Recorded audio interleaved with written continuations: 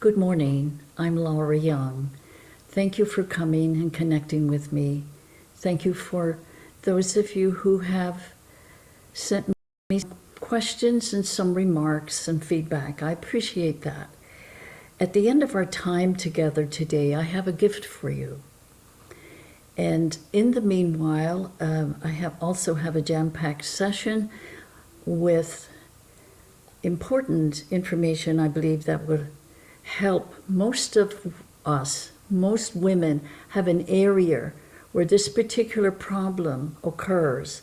And the problem I'm talking about is being nice or too nice instead of being kind and confident.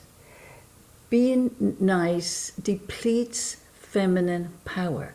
And sometimes we have some of it in our relationship, but not with our boss.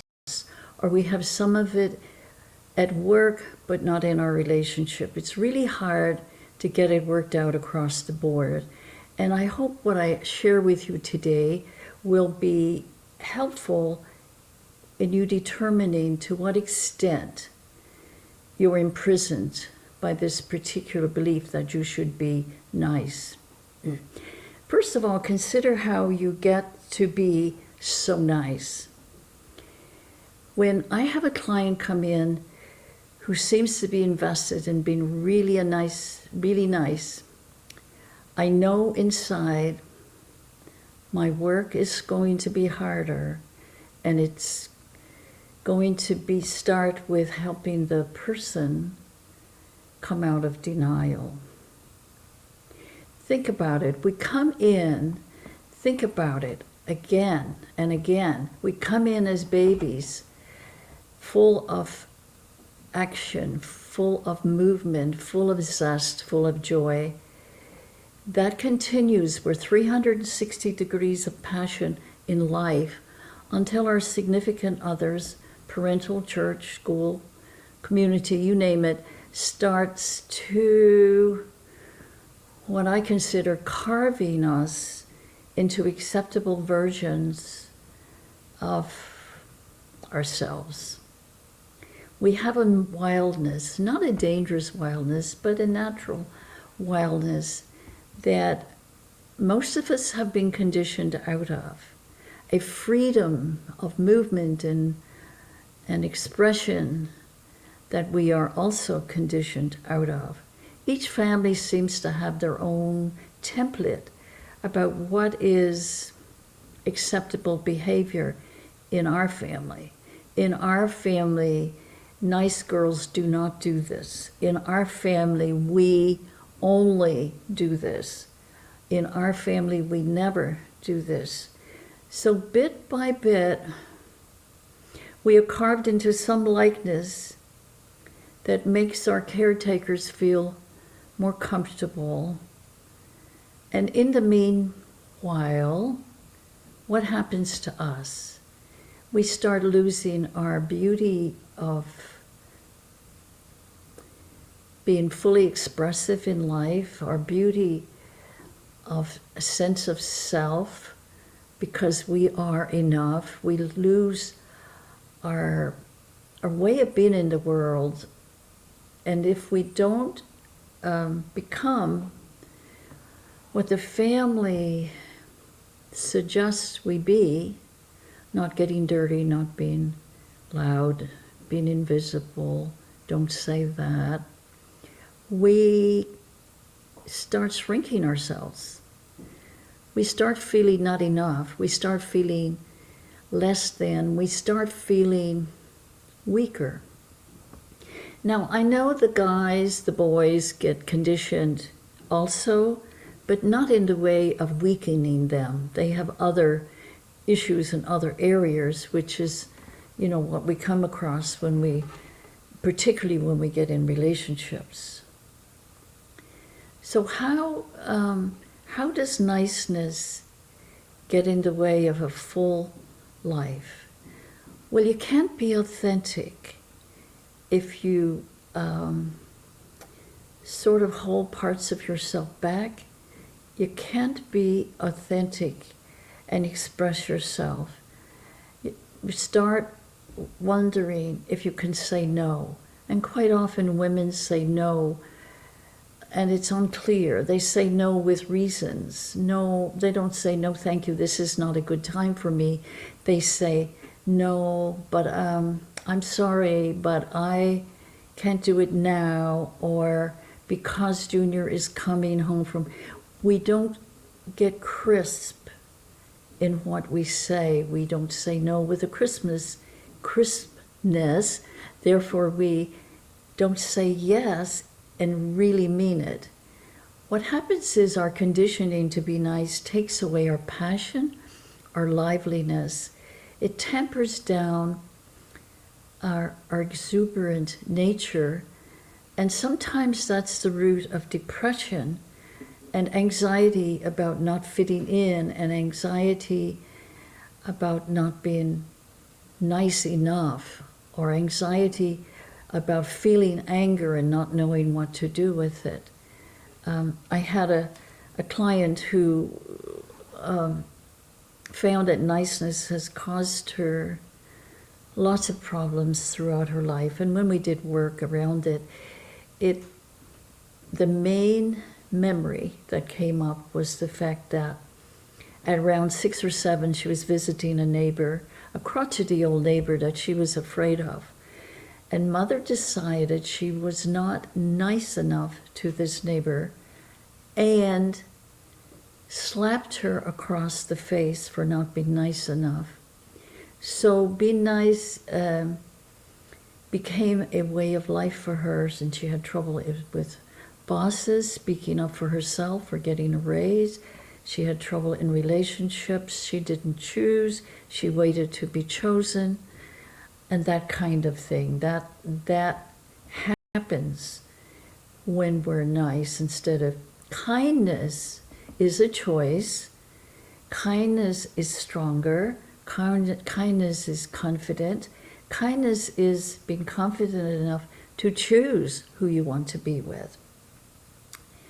So part of what I want you to know is be willing to risk. Know that there's probably within you, maybe unseen, some places where you're in denial about a need to be nice. Now, I'm not encouraging you to be aggressive or angry. That's different. That's kind of a stereotypical response that people tend to have when women start standing up for themselves. And sometimes when we try on new behavior, don't be hard with yourself if you don't get it right. Sometimes we go from passive to pissed, so to speak. We don't know how to be confident and kind. We may not want to be too nice, and sometimes it comes across as aggressiveness or anger. But refine it, work on it. That isn't what I'm talking about. What I'm talking about, let me give you an example. I had a young woman who told me she had the memory, a strong memory of her mother standing up to her father, who was pulling patriarchal rank on her, and said, "No, Paul, no more, no more." And she and her siblings were there and felt more secure as a result of the mother taking a stand. She saw her mother as a strong woman who wasn't going to put up with nonsense that dismissed her place in the family. Later on, the young woman married, and shortly into the marriage, the husband became very possessive, and an angry side of him showed that she hadn't noticed. He was wonderful in the courtship, she says. However, early in the marriage, he came towards her with a raised hand, and immediately the memory of the mother saying, "No, Paul, no more," no more, came to her mind, and she stood up to him and said, no, no, no, no more. You'll never do that again. And she said, instead of going into the usual things like her grandmother said, like, well, you've made your bed, you need to lie on it. He's a good man, and you never know, he might can work this anger thing out. She decided she was not going to be a victim of his potential waiting. Many women wait until they fall in love, or they wait for a man's potential to show up. And usually what you seize is what you get. And that's how she kind of decided that she wasn't going to wait around to see if he would improve, make changes, and become a more loving husband. So you see, the benefits of taking a stand for yourself may not be immediately, you may not see the benefits immediately. And sometimes young women, when I come across young women, they get discouraged pretty fast when there's not immediate results within themselves and others, especially when they're changing an ingrained behavior pattern, like being very nice. So what I want to say to you is, don't discourage. Quite often, when you're most discouraged, if you just stay in there a little while longer, you know, the change you want to happen may tip in your favor, and quite often does. So with that, let me ask you, in what ways do you betray yourself by being too nice and not venturing your truth? In what ways do you hold yourself back by not asking questions that you need to know, to have, to get the whole picture? I had a woman client who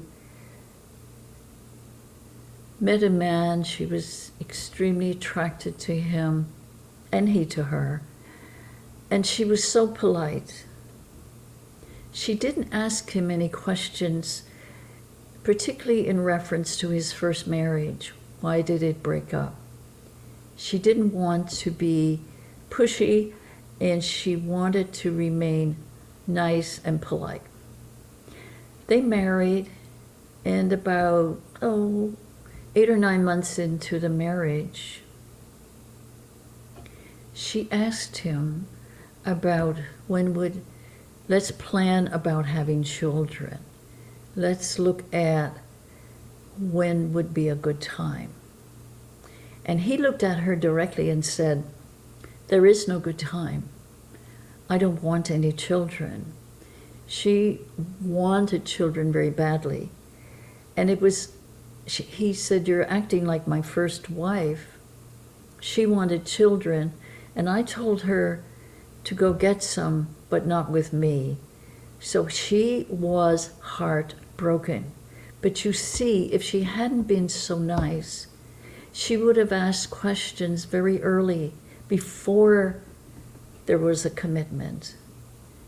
And quite often I find men tell you the truth very early in a relationship, usually before sex has entered the picture. I believe that's true for women also, but we're not just, pushing on men here, but I'm talking about a relationship and a situation where men are more or less raised to have more power in the relationship. And I'm here to tell you, the old template of marriage or partnership, where one has more power, and usually it's the man, these relationships are not working, not anymore. The only relationships that seem to have long-term success, and I'll spend more time on relationships earlier, but long-term success, later, are the ones that are egalitarian. The woman knows who she is, she can stand in her space and know that she counts, and the man has respect for that. Being too nice has caused people to medically not be attended to. I know women who take a male with them when they go for a serious interview with their doctor so that they will be taken more seriously. And that is amazing but true in a lot of respects.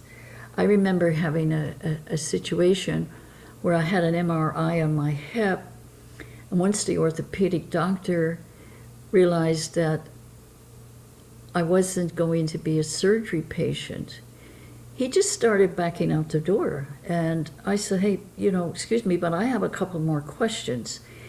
And he took his hand off the knob, turned around, and continued to stand at the door while I asked him a couple of more questions, dismissing me because I wasn't a surgery candidate.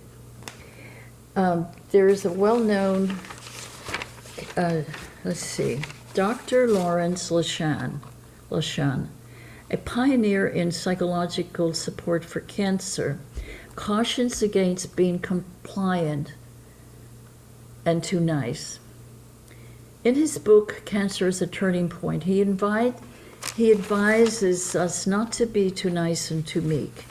He said, we're not there to make friends with the head nurse. And usually it's the patients who, if they feel something is not right about their treatment, who will speak out or ask questions. These are the survivors. It's really happening, in 2020, and that doctors, more often male doctors, are more apt to give you more attention and response if a woman has a male with her. I don't believe we should do that. I believe we should find our place to stand and ask and not be dismissed. It's a feeling of determination inside. You have been there. You have been in your personal power, whether you call it that or not. And sometimes women are a little hesitant to call it personal power. But you have been in a place where you have used attention, determination, and inside of you, you had that feeling that the mother had when she said to her husband, no more. That is personal power. We just need to have more of it in our lives, and we need to know it's our birthright. It's absolutely our birthright. I have a little quote that says, women do not ask for enough in life. They accept being somehow less than or weaker, and they're not. But somehow you've been conditioned to believe it, and it's a lie. It's a lie passed down by people who didn't know the difference. They weren't there to try and hurt us. They just didn't know.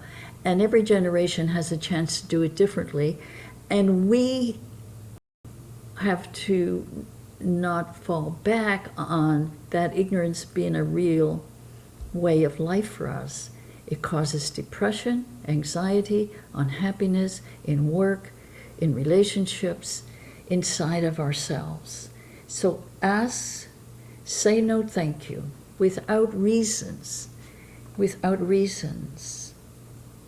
Say yes when you really mean it and feel passionate that there's something here you really want to do.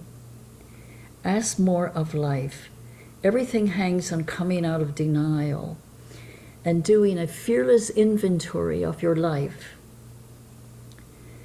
The quote goes, I worked for menial hire only to learn dismayed that any wage I had asked of life, life would have willingly paid.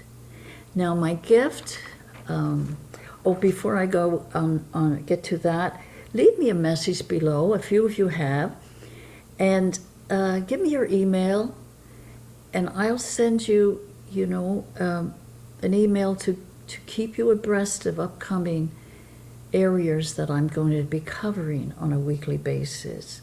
Feminine Power Secrets. And now for your gift, it's free, of course, go to LauraBYoung.com/relax. LauraBYoung.com/relax. Bye now. Hope this helps a little. If you have any questions, you can shoot me an email at laura@liferesourcecenter.net. laura@liferesourcecenter.net. May your week go well. Bye-bye.